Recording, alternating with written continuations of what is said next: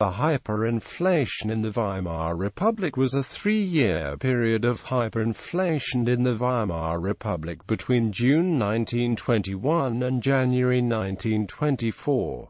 The hyperinflation was a cause of considerable internal political instability in the country, the occupation of the Ruhr by foreign troops and misery for the general populace. History. Background. In order to pay for the large costs of the ongoing First World War, Germany suspended the gold standard when the war broke out. Unlike the French Third Republic, which imposed its first income tax to pay for the war, the German Emperor Wilhelm II and the German parliament decided without opposition to fund the war entirely by borrowing, a decision criticized by financial experts such as Hjalmar Schacht as a dangerous risk for currency devaluation. The government apparently believed that it would be able to pay off the debt by annexing resource-rich industrial territory to the west and east and imposing massive reparations on the defeated Allies. The result was that the exchange rate of the mark against the United States dollar steadily devalued throughout the war from 4.2 to 7.9 marks per dollar. The government's strategy backfired when Germany lost the war. The new Weimar Republic was now saddled with a massive war debt that it could not afford, made even worse by the fact that it was printing money without the economic resources to back it up. The Treaty of Versailles further accelerated the decline in the value of the mark, such that 48 paper marks were required to buy $1 by late 1919. German currency was relatively stable at about 90 marks per US dollar during the first half of 1921. Because the Western theater of warfare during World War I was mostly in France and Belgium, Germany came out of the war with most of its industrial infrastructure intact and in a better position to become the dominant economic force on the European continent. The London Ultimatum of May 1921, however, demanded reparations in gold, a foreign currency, to be paid in annual installments of 2 billion gold marks plus 26% of the value of Germany's exports. The first payment was made when it came due in June 1921.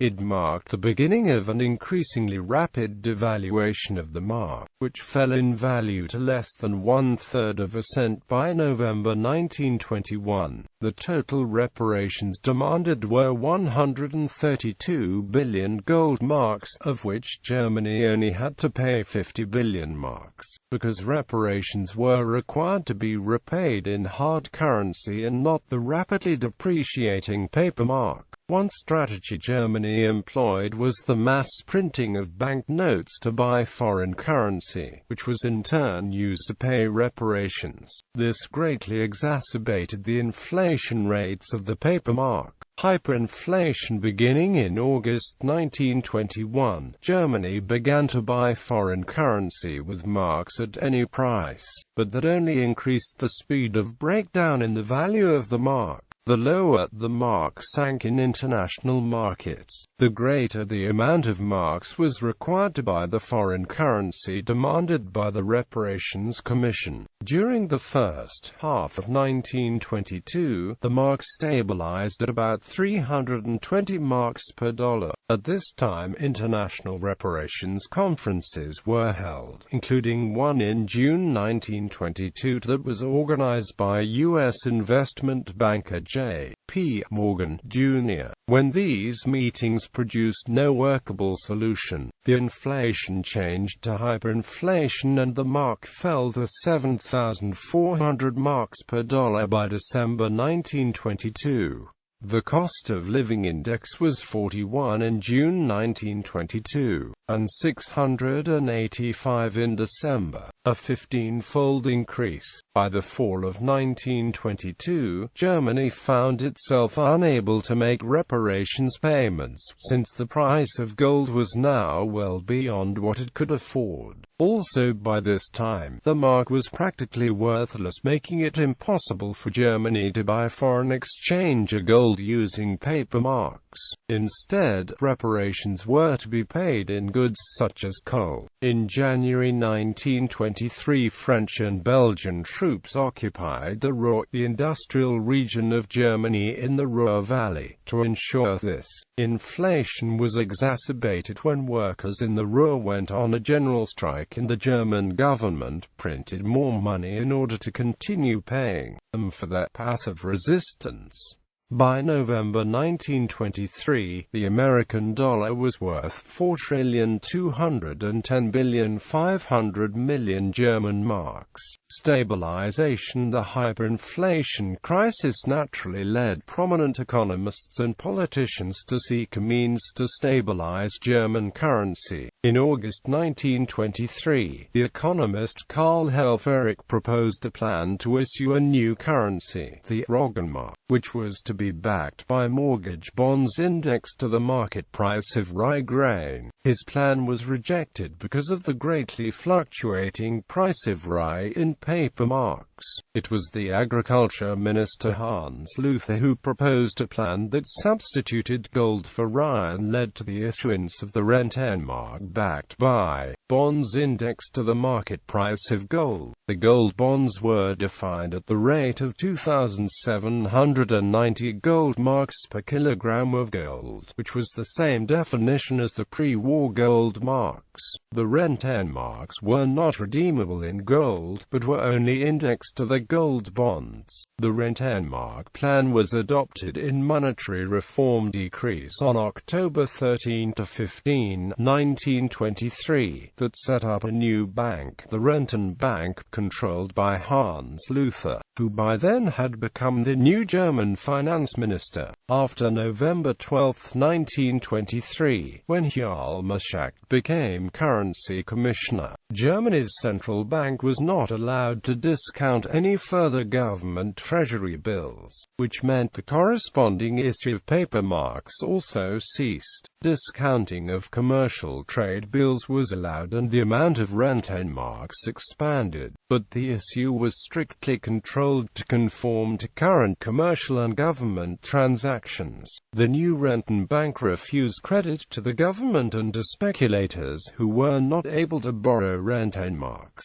because Rentenmarks were not legal tender. On November 16, 1923, when the new Rentenmark was introduced to replace the worthless paper marks issued by the Reichsbank, 12 zeros were cut from prices, and the prices quoted in the new currency remained stable. When Reichsbank President Rudolf Havenstein died on November 20, 1923, Schacht was appointed president of the Reichsbank. By November 30, 1923, there were 500 million Rentenmarks in circulation, which increased to 1 billion by January 1, 1924, and again to 1.8 billion Rentenmarks by July 1924. Meanwhile, the old paper marks continued in circulation. The total paper marks increased to 1.2 sextillion in July 1924 and continued to fall in value to one-third of the conversion value in Rentenmarks. The monetary law of August 30, 1924, permitted exchange of each old paper 1 trillion mark note for one new Reichsmark, equivalent in value to 1 Rentenmark. Revaluation. Eventually, some debts were reinstated to compensate creditors partially for the catastrophic reduction in value of debts originally quoted in paper marks. Before the hyperinflation took hold, a decree of 1925 reinstated some mortgages at 25% of face value in the new currency if they had been held 5 years or more. Similarly, some government bonds were reinstated at 2.5% of face value, to be paid after reparations were paid. Mortgage debt was reinstated at much higher percentages than government bonds. Reinstatement of some debts, combined with a resumption of effective taxation in a still devastated economy, triggered a wave of corporate bankruptcies. One of the important issues of the stabilization of a hyperinflation is the revaluation. In its customary sense, this term refers to the raising of the exchange rate of one national currency against other currencies. It also means revalorization, the restoration of the value of a currency depreciated by inflation. The German government had the choice either by means of a revaluation law to finish the hyperinflation quickly or to allow sprawling and the political and violent disturbances on the streets. The German government argued in detail that the interests of creditors and debtors had to be fair and balanced. Neither the living standard price index nor the share price index were judged as relevant. The calculation of the conversion relation was considerably judged to the dollar index as well as to the wholesale price index. In principle, the German government followed the line of market-oriented reasoning that the dollar index and the wholesale price index would roughly indicate the true price level in general over the period of high inflation and hyperinflation. In addition, the revaluation was bound on the exchange rate mark in United States dollar to obtain the value of the gold mark. The law on the revaluation of mortgages and other claims of 16 July 1925 finally included only the relation of paper mark to gold mark for the period from January 1, 1918 to November 30, 1923, and the following days. This led to the abandonment of the principle a mark is worth a mark recognized until then, because of the galloping inflation. This law was challenged in the Supreme Court of the German Reich. The Fifth Senate of the German Supreme Court ruled on November 4, 1925, that the Revaluation Act 1925 was constitutional, even when weighed against the Bill of Rights and Duties of Germans. This case was precedent-setting for the issue of judicial review in German jurisprudence. Analysis. The hyperinflation episode in the Weimar Republic in the early 1920s, although not the first or most severe instance of inflation in history, has been the subject of the most scholarly economic analysis and debate. The Weimar hyperinflation drew significant interest, as many of the dramatic and unusual economic behaviors now associated with hyperinflation were first documented systematically. Order of magnitude increases in prices and interest rates, redenomination of the currency, consumer flight from cash to hard assets, and the rapid expansion of industries that produced those assets. German monetary economics was at the time heavily influenced by Chartism and the German historical school, and this conditioned the way the hyperinflation was analyzed.